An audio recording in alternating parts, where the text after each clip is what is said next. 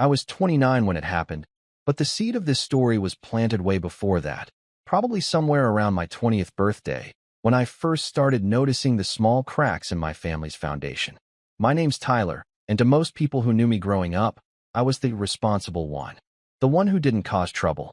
The one who always showed up, paid his share, helped clean up after the barbecue, called on birthdays, and didn't ask for much. That was my role in the family, and I played it well. My sister, Melissa, on the other hand, she was the one who needed support. She was the one who had a rough time after college, the one who bounced from job to job, apartment to apartment, always with some new crisis clinging to her heels like static. But somehow, despite all that, or maybe because of it, she was also the one who seemed to get the lion's share of attention, sympathy, and, though I didn't know it at the time, something much bigger.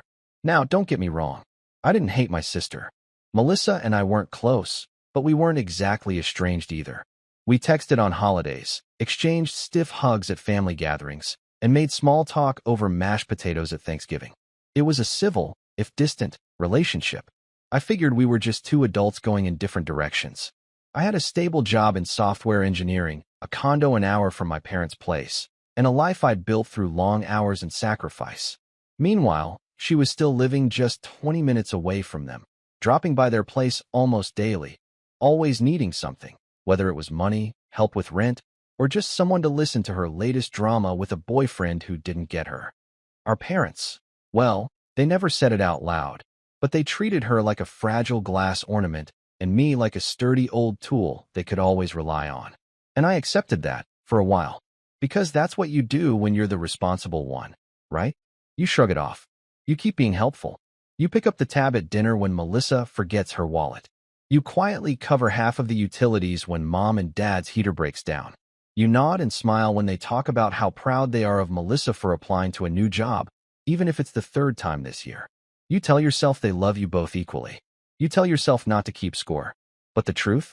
I had been keeping score for a long time. I just never expected to find the ledger written down in black and white. It started with an innocent question. I was over at my parents' house one Sunday afternoon, fixing the kitchen sink, again. They always called me when something broke, because I knew how to handle these things, which meant I had watched a YouTube video once and owned a wrench. Melissa wasn't there that day, which was rare. She usually popped in around dinner. Mom was in the living room, flipping through a stack of mail, and Dad was half listening to the game on TV. We were making small talk when I asked something offhand. Hey, whatever happened with the refinancing stuff you mentioned last month? Mom blinked. Oh, that's all sorted. We added Melissa to the deed, so things are easier when we're older. I paused mid-tighten on the pipe. Wait, you put her name on the house. Just makes sense, she said with a shrug. She's always around. Helps out when we need her. And she's not as set as you are. You've got your own place. Your own thing going. I didn't say anything right away. Just stared at the sink for a long second, the wrench suddenly feeling a lot heavier in my hand. My mind was spinning in this slow, disorienting way, like I'd been shoved underwater without warning. They put her name on the house. Without telling me, just handed over partial ownership of the home they had always claimed would go to both of you someday. Dad chimed in without looking away from the TV. Don't overthink it, Ty. It's just paperwork. Doesn't change anything. But it did. It changed everything. I finished fixing the sink in silence. When I stood up and wiped my hands on the towel, something in me felt different. Not angry, not yet. More like a switch had flipped. A light bulb turned on in a room I didn't know was dark. That night, I lay awake turning it over in my mind. All the things I'd done over the years. The bills I'd helped cover when Dad lost his part-time job and didn't tell Melissa. The groceries I had quietly ordered to their house during COVID. The countless times I'd driven over to fix, repair, replace, solve. And now this, Melissa, who never paid a dime toward the house, who lived like a boomerang, bouncing between apartments and jobs, was on the deed. Just like that. Because she was always around.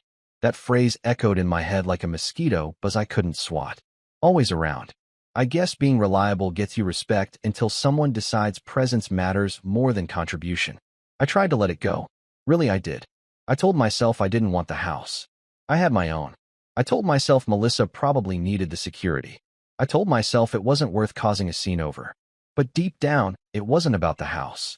It was about the fact that they didn't even think I deserved to be part of the conversation, that they made a decision, one that cut me out, and just expected I'd be okay with it. And for a few weeks, I pretended I was. Until the next time Mom called asking if I could cover their electric bill because things were a little tight this month. That's when something in me shifted again. Slower this time. Colder. I said I'd think about it. And then I didn't send a cent. Not for the electric bill.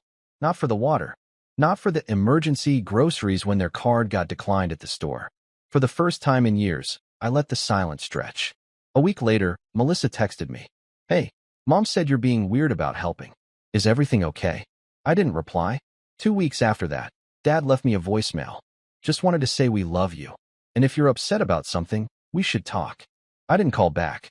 And then, a full month after I stopped paying their bills, it came. A text from Mom, simple and direct. "We need money for house repairs.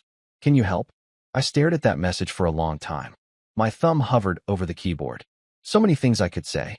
So many ways I could finally let them know how it felt to be the afterthought. But in the end, I only sent one sentence.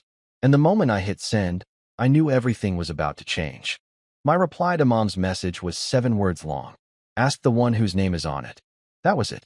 No anger, no explanation, no emotional outburst. Just a single sentence loaded with everything I had kept buried for years. The years of being treated like a backup plan, while Melissa got to play the main character in a family story I'd clearly been miscast in. I stared at the message for a few minutes after I sent it, half expecting an immediate response. None came. Not that night, not the next morning. But silence has a way of making noise when people are used to your compliance. And within days, the cracks started to show. First came the passive-aggressive group text from Melissa. "Not sure what's going on, but Mom and Dad really need help right now. I don't have the money. Wish I did. I'd step up if I could." It was a thinly veiled jab, one that might have guilt me 5 years ago. Not anymore. I didn't answer. 3 days later, Dad called. I let it ring. Then he tried again. Voicemail this time. "Ty, look, your mother's upset. You know this house is important to all of us. Melissa's name being on it was just a formality. You'll still be taken care of, I promise. But we can't make these repairs without help." Taken care of. Like I was some child promised a slice of cake at the end of dinner. I deleted the voicemail without listening to the rest. That was the moment I realized they didn't understand yet. They thought this was a phase, that I was sulking and just needed time to cool off. But they didn't know that something fundamental had changed. I wasn't being dramatic. I wasn't waiting for an apology. I wasn't hoping for a heart-to-heart where everyone finally saw things from my side. I was done. Done being the fallback. Done carrying responsibilities that weren't mine. Done watching my parents reward Melissa for being dependent while quietly draining me for being dependable.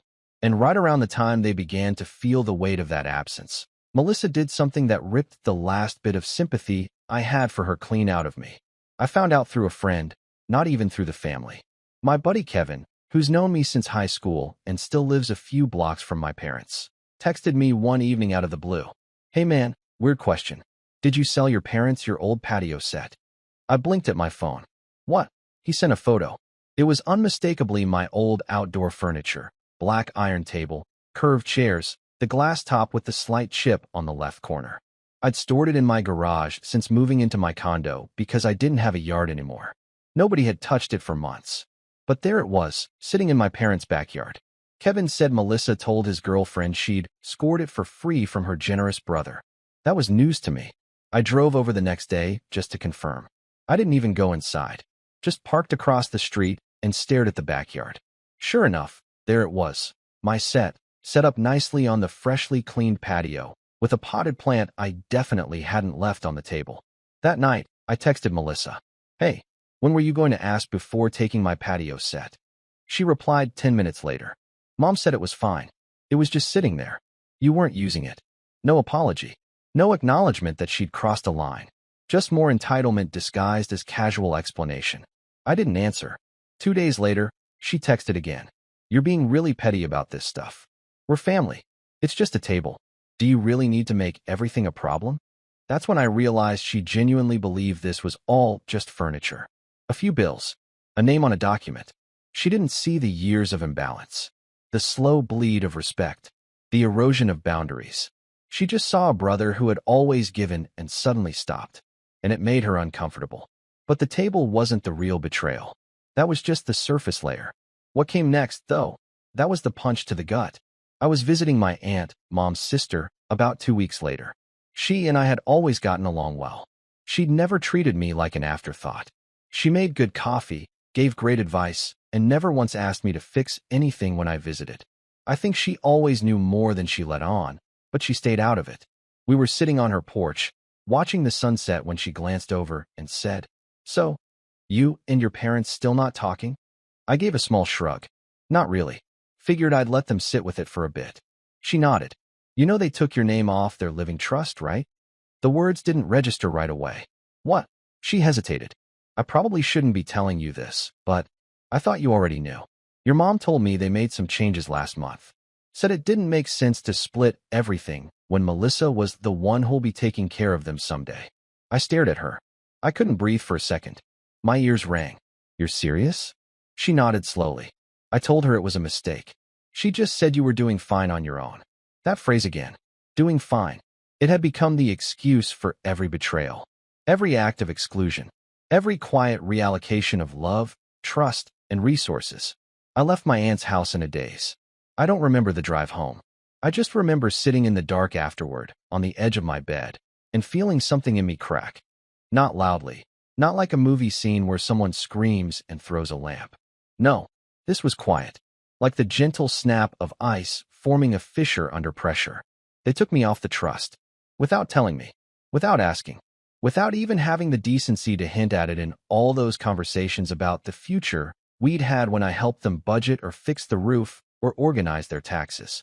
All those years I was the reliable one, doing fine, and they erased me from the plan because Melissa was around. The next few days passed in a fog. I didn't eat much. I didn't answer texts. I didn't go to the gym. Just kind of floated through the hours. My condo was quiet, peaceful, even, but it didn't feel like home. Not that week. I kept replaying things in my head. Every moment where I let something go. Every time I didn't speak up. Every bill I paid. Every favor I did. Every holiday where I watched Melissa stumble in late and still get praised for being thoughtful. And I realized that I hadn't just been keeping score. I'd been hoping the scoreboard would eventually matter. But it never did. Until now. Because here's the thing. I wasn't just removed from a document. I was removed from the equation. And in that silence, I made a decision. Not to confront. Not to demand. Not to yell or rage or beg. I decided to step away completely. But not quietly. If I was no longer part of the family equation, then they would finally learn what it meant to lose the part that kept the machine running behind the scenes. And I had a plan. There's this weird thing that happens when you hit a wall emotionally. At first, you feel like you're just floating. Not in some poetic, peaceful way, either. More like you're drifting in space with no air, watching your life from outside your own body, wondering how you got here. After finding out I'd been removed from the living trust, I didn't rage or cry or call them to scream. I didn't write some dramatic email or craft a long, heartfelt message begging them to understand. I just shut down. Quietly. Cleanly. I turned off the faucet. No more calls. No more visits. No more help. For the first time in my adult life, I drew a clear line, and I didn't budge. At first, it was liberating. My phone didn't light up with "Can you swing by?" texts. I didn't spend weekends elbow-deep in leaky plumbing or debugging my dad's ancient laptop. I didn't worry about whether Melissa was going to guilt-trip me into splitting her rent just this once. But that freedom had a price, and I felt it hard. See, when you've built your identity around being the one people can count on, you don't realize how much of your self-worth is tied to other people's problems. I wasn't just grieving the betrayal. I was grieving the version of myself I'd always been for them. The helper. The problem solver. The safety net. Without that role, I didn't know who I was anymore. I stopped answering calls from extended family, not out of bitterness, but because I couldn't stomach the small talk. I avoided social events. I even started skipping gym sessions, which had always been my sanctuary. My routine fell apart. I stopped cooking, let laundry pile up, and worked just enough to get by. My boss noticed. He didn't say anything at first, but eventually, we had a talk. "You all right, Tyler?" he asked one morning, catching me zoning out during a team meeting. I gave the usual answer. "Just a lot on my plate lately." He nodded, but the concern lingered in his eyes. I knew I had to pull myself out of it, but motivation felt like a distant memory. Every time I tried to get back on track, my mind wandered back to that conversation with my aunt. The trust, the deed, the fact that I could dedicate my life to being the good son and still get cut out the moment I wasn't useful. But then something shifted, not all at once, but gradually. It started with the patio set. I don't know why it bugged me so much. It wasn't about the table, obviously. But every time I thought about Melissa dragging it into their backyard like it was hers, like she had a right to just take whatever she wanted and expect me to be okay with it, I felt this slow-burning anger that wouldn't go away. So I got in my car, drove to their house early one Saturday morning, and reclaimed it. Didn't knock. Didn't announce myself. Just walked into the backyard like I owned the place. Because for most of my life, it had been mine in a way. I took the table apart, loaded it piece by piece into my trunk, and drove off. Nobody was home. It felt petty, but it also felt good. That small act of reclaiming something, anything, snapped me out of my funk just enough to remember what it felt like to take action. That same week, I started journaling again. I hadn't done that since college, but it felt necessary. I needed to get the noise out of my head. The first few pages were raw, just ramblings, curses I won't repeat here, and messy thoughts. But after a few entries, the noise settled. The writing turned into plans, goals, ideas. I made a list of all the things I'd put on hold for the sake of my family over the years. One of them was starting my own business. I'd always talked about launching a software tool, something niche, something useful. Back in 2020, I'd even built a prototype for a scheduling app tailored for freelance photographers. I had a couple of photographer friends who loved it, but I shelved the project when Dad lost some of his income, and I picked up freelance work to help them stay afloat. Now, with all this free time, and no more surprise bills showing up from Mom, I decided to dust it off. I worked on it quietly, late at night, headphones on, eating microwave dinners while coding like I was back in college. It gave me purpose, gave me momentum. I didn't talk to anyone about it, not because I was trying to be mysterious, but because I didn't want anyone's approval. I just wanted to do something for me. And slowly, I started coming back to life. The gym became routine again. I changed my diet. I reconnected with a few old friends, people I hadn't talked to in years because I was always too busy helping the family. One of them, Jordan, invited me to join his hiking group. I almost said no, but something in me whispered, say yes. That first hike was brutal. I was out of breath halfway up the trail, legs burning, lungs on fire. But the view at the top? Worth it. More than that, it felt symbolic. Like I was physically climbing out of the pit I'd been wallowing in for months. That night, I slept like a rock for the first time in ages. Meanwhile, the app was starting to take shape. I spent my evenings building features, testing bugs, and designing a clean UI. I'd post updates on a small dev forum, and the feedback was encouraging. People were genuinely interested. A few months in, I launched a beta, got a few dozen signups, then 100. Then one of my photographer friends shared it on her Instagram, and it exploded. Not viral level, but enough to get noticed in the niche. I woke up to emails from users in 3 different countries. Real people, real problems my app was solving. It felt unreal. For the first time in my life, I wasn't just helping people in the background. I was building something that mattered, and it wasn't for my parents, or my sister, or anyone else. It was for me. That's when I realized something deeper. My entire life, I had been trying to earn their validation, playing the role, carrying the weight, hoping that one day they'd turn around and say, "We see you. We appreciate you." But that day never came, and maybe it never would. And somehow, that was okay now, because I had built something on my own, without their help, without their permission. And then, right when I was finally finding peace in that independence, I got a text that reminded me the storm hadn't passed. It had just been gathering. It was from Melissa. "Hey, just a heads up, Mom and Dad are talking about selling the house. Said they're thinking of buying something smaller and putting the rest toward retirement. I told them they should probably talk to you first." She even added a smiley face at the end, like we were just 2 siblings casually coordinating. But all I saw was red. Selling the house. The house I'd spent years maintaining. The house I'd helped pay for when they were struggling. The house that, until recently, had been promised to both of us equally. And now they were thinking of selling it, without me. The worst part wasn't the betrayal. It was the fact that they weren't even trying to hide it anymore. They didn't expect me to be part of the conversation because, in their minds, I wasn't. I had been written out of the story, but they underestimated something important. I may have been quiet. I may have been distant, but I wasn't powerless. Because what they didn't know, what they had no way of knowing, was that I hadn't just been rebuilding my confidence. I'd been documenting everything. Every bank transfer, every utility bill I covered, every time I paid for repairs or maintenance or groceries. I had receipts going back 5 years. Even screenshots of texts from Mom and Melissa confirming I'd paid certain things until they got back on their feet. I hadn't planned on using any of it. Not originally. But if they were going to play games with property and money, then maybe it was time I stopped being the background character in this story. Maybe it was time I reminded them exactly how much I'd invested, and just how much I had left to lose. They always thought I didn't keep track. That was their first mistake. See, for years, my family had operated on this unspoken dynamic. I helped, they expected. I gave, they took. No drama, no questions. I wasn't loud about it. I didn't wave receipts in anyone's face.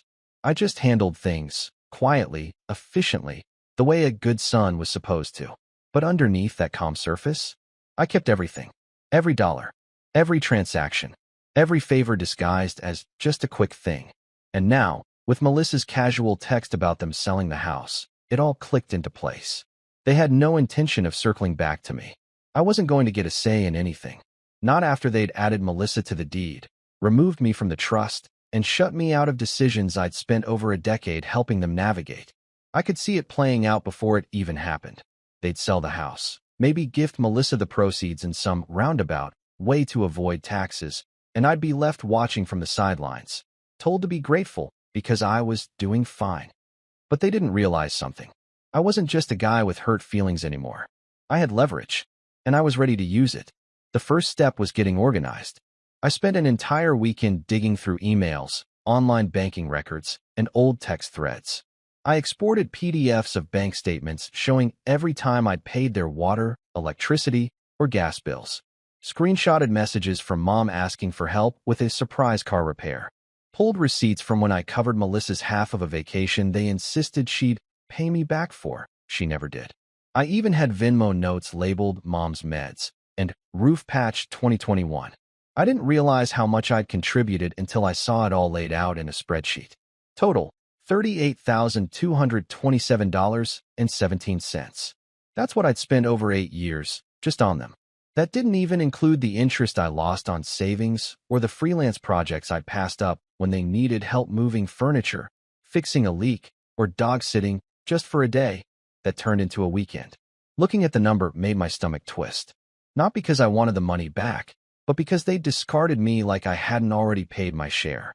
Like I was just some distant relative with no stake in the family estate. That was about to change. The next step was confirming the status of the house. I had a suspicion, but I wanted to be sure. So I pulled up the county's property records website and searched their address. And there it was. Melissa, listed as co-owner. Added 7 months ago. No liens, no mortgage refinance. Just a straight-up deed transfer, parents to daughter.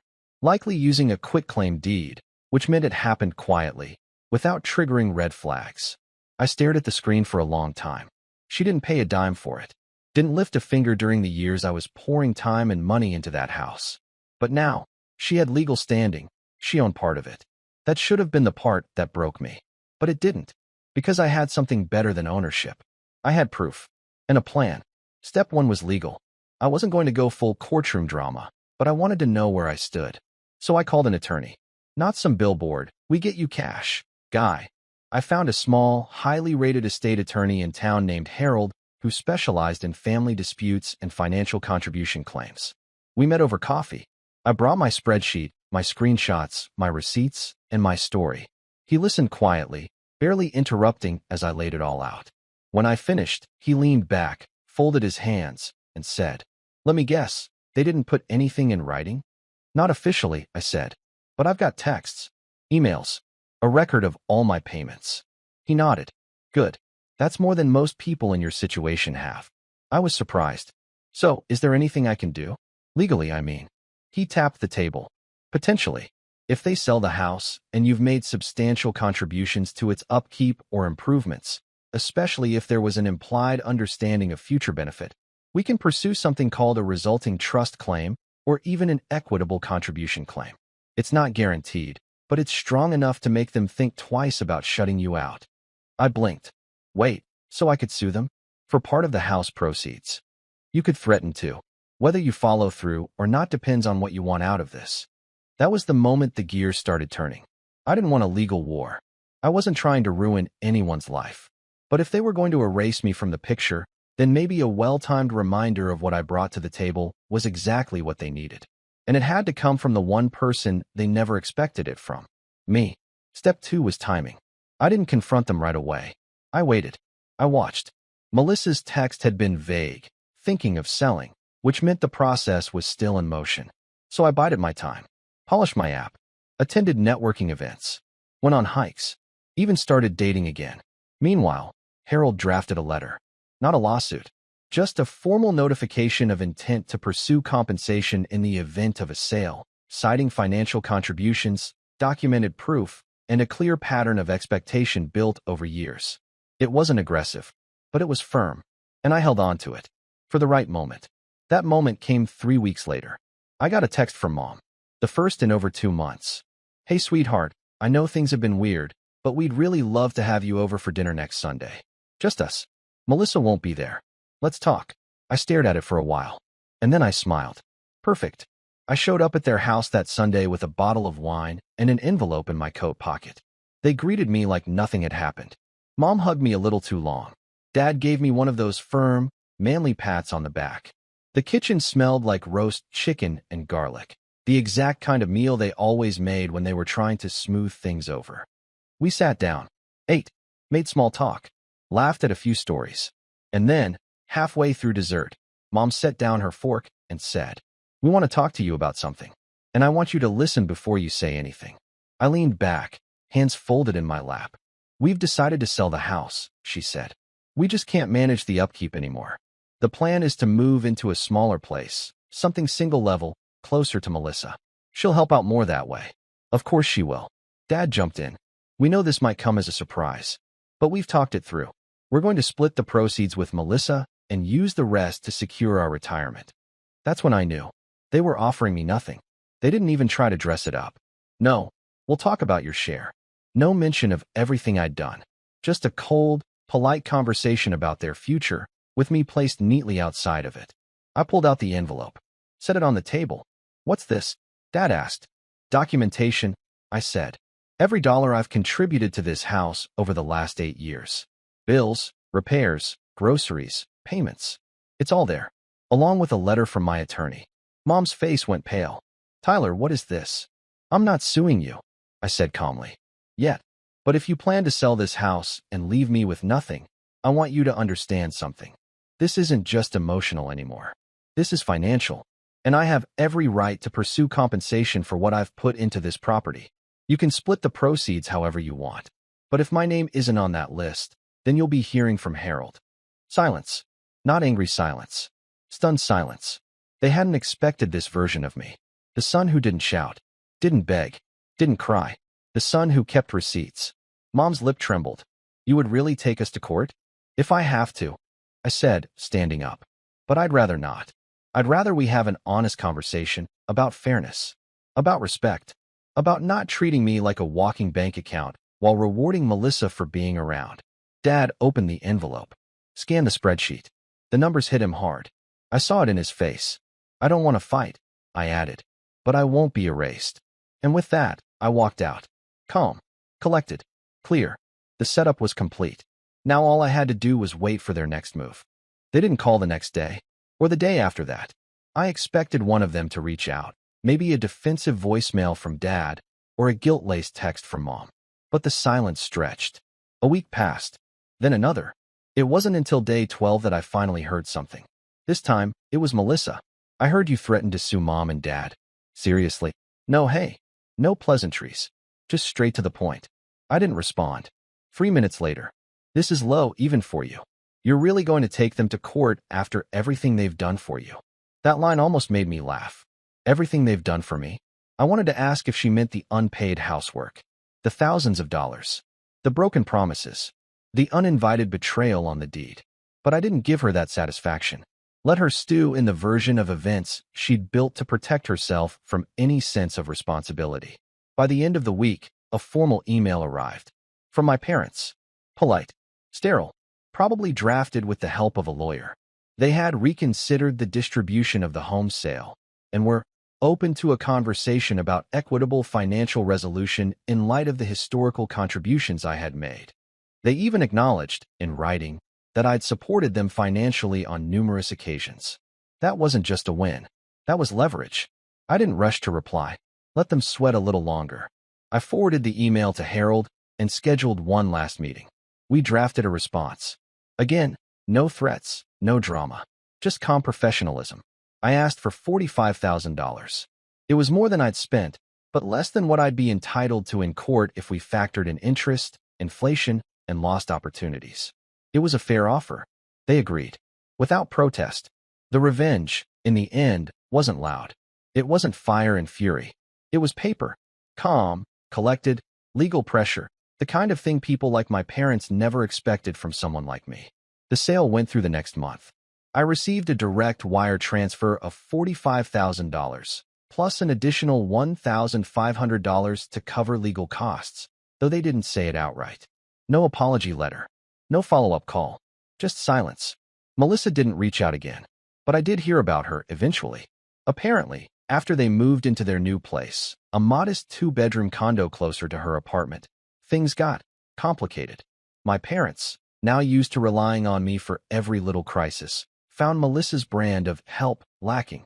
She didn't want to run errands, didn't answer her phone at night, started ducking out of weekend visits with vague excuses. After all the years they'd invested in enabling her, they were finally learning what it meant to rely on someone who wasn't built for it. A few months later, I got an email from my mom. It was short, just 4 lines. Tyler, I hope you're doing well. I just wanted to say we miss you. Things haven't been the same. If you're open to it, maybe we can talk sometime. Love. Mom. I stared at the screen for a long time. She had my number, my address. She could have picked up the phone, but she didn't. She sent a cold email, like she was applying for an interview. I didn't reply, because here's the truth. Revenge doesn't always have to be fire and brimstone. Sometimes, the best revenge is letting people feel the weight of your absence, letting them sit in the silence they created, letting them realize too late that they pushed away the only person who never needed to be asked for help. I used their money to fund the second phase of my app, hired a small team, upgraded the servers, invested in better marketing. 6 months later, we hit 10,000 active users. Revenue was steady. My calendar was full. And my life? Peaceful. No more emergency calls. No more passive-aggressive messages. No more quiet expectations that I'd sweep in and fix the chaos they created. They taught me that family isn't defined by blood. It's defined by respect. And once that's gone, you don't owe them anything. Not even a reply. That was the last time I ever heard from them. And I didn't miss them. Not even a little.